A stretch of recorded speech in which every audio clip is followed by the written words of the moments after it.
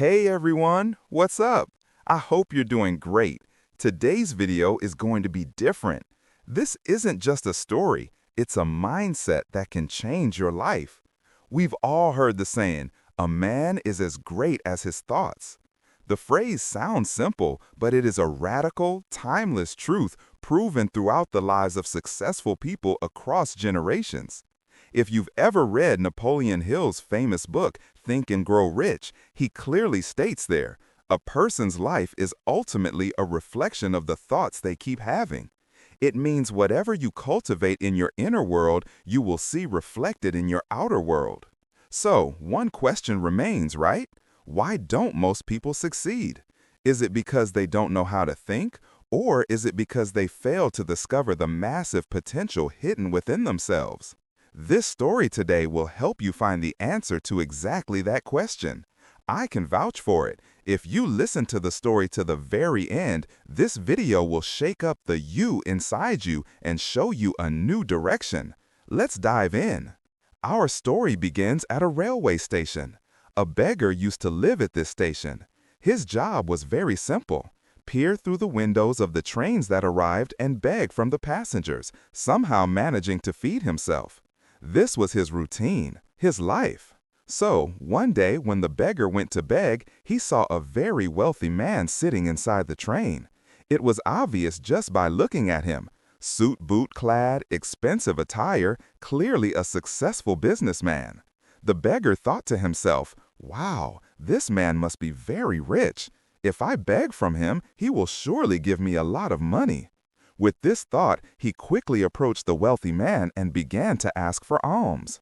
But do you know what the rich man said when he saw the beggar?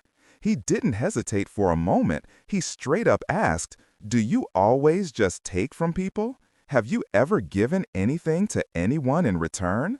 The beggar was quite astonished by this question. He had never thought this way before.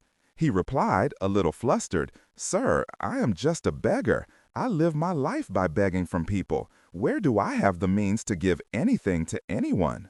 The wealthy man then calmly said, "Look, since you cannot give anything to anyone, then you also have no right to ask for anything from anyone."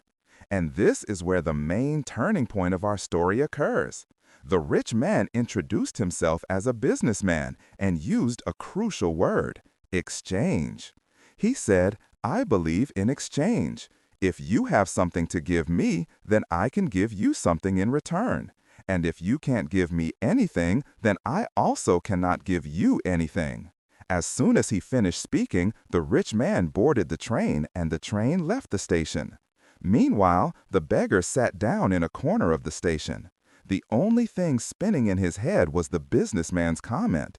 He thought, "I have been begging for so long, held out my hand to so many people, but no one has ever said anything like this to me until today." He admitted that the businessman hadn't said anything wrong. It's true. If I can't give anything to anyone, how can I ask from others? This thought shook him up for the first time.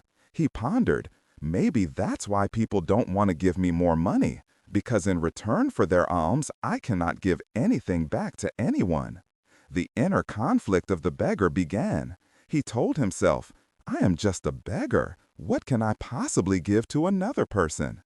But at the same time, he also realized, it is also true. How long will I keep asking people without giving anything back? Day after day, year after year, he had done the same thing. He was stuck in a cycle. Ask, receive, eat, and ask again. But the businessman's words planted a seed in his mind, a new perspective. After much deliberation, the beggar made a decision. He resolved, from today onwards, whoever gives him alms, he will definitely give them something in return. He would no longer just hold out his hand. He wanted to step into the role of a giver, however small.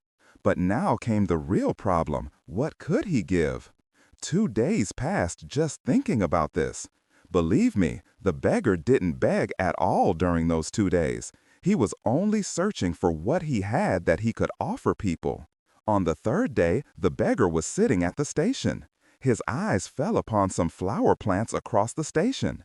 Many beautiful, fresh flowers were blooming on those plants. He thought, what if I give people a flower in exchange for the alms they give me? Maybe people will be happy to receive a beautiful flower, and I would also have given something in return. This idea seemed brilliant to him. He decided that from today he would give one flower in exchange for alms. Without further delay, the beggar picked some flowers. Then, holding those fresh flowers, he went back to the train compartment to beg. What happened next was extraordinary. Whenever someone gave the beggar alms, the beggar would happily present the person with a single flower, and the people would happily keep the flower with them. Why? Because the flower was beautiful, fresh, and unexpected. The beggar's new exchange system was initiated. Every day, he would pick flowers and give one to those from whom he received alms. And within a few days, the beggar noticed an amazing change. Many more people started giving him alms. He observed that as long as he had flowers, people gave him more alms and showed more interest.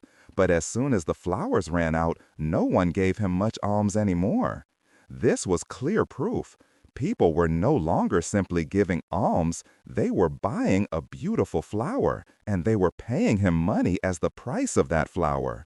This truth was etched into his mind. This is how things continued.